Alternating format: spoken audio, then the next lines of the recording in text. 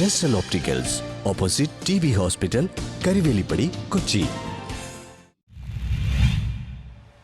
Kerala hotel and restaurant association collectorate മാർച്ചും ധർണയും നടത്തി. Kerala hotel and restaurant association collectorate മാർച്ചും ധർണയും നടത്തി.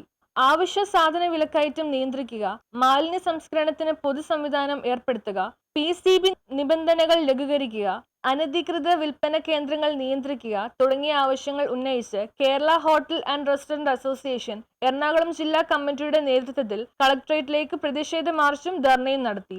കളക്ടറേറ്റ് പടിക്കലെ ധർണ തൃക്കാക്കര MLA ഉമാ തോമസ് ഉദ്ഘാടനം ചെയ്തു. പ്രവർത്തിച്ചതിന് ശേഷമാണ് നല്ല ഭക്ഷണം വിളമ്പാനും നല്ല ആഹാരം, നല്ല സ്വാദുള്ള ആഹാരം തരാനുമൊക്കെ ഈ ഹോട്ടലുകാർക്ക് സാധിക്കുന്നത് എന്നുള്ളത് സത്യം തന്നെയാണ്. ഇത് മനസ്സിലാക്കാതെ പലപ്പോഴും നമുക്കറിയാം, ഇന്ന് ഉറവിട മാലിന്യ സംസ്കരണം പറയുമ്പോൾ വളരെ ചെറിയ പ്രദേശത്ത് നടത്തിക്കൊണ്ടുപോകുന്ന ഹോട്ടലുകാർക്കൊക്കെ ഉറവിട മാലിന്യ സംസ്കരണം പറഞ്ഞു കഴിഞ്ഞാൽ അത് പണിയാനുള്ള സ്ഥലം പോലും ഇല്ലാതെ ഇരിക്കുന്ന അവസ്ഥയാണ്. ടേസ്റ്റുകളെല്ലാം കൃത്യമായിട്ട് എടുത്തുകൊണ്ടിരുന്നത് കൊച്ചിൻ കോർപ്പറേഷനിൽ നിന്ന് തന്നെയാണ് എന്നുള്ളത് അറിയാം.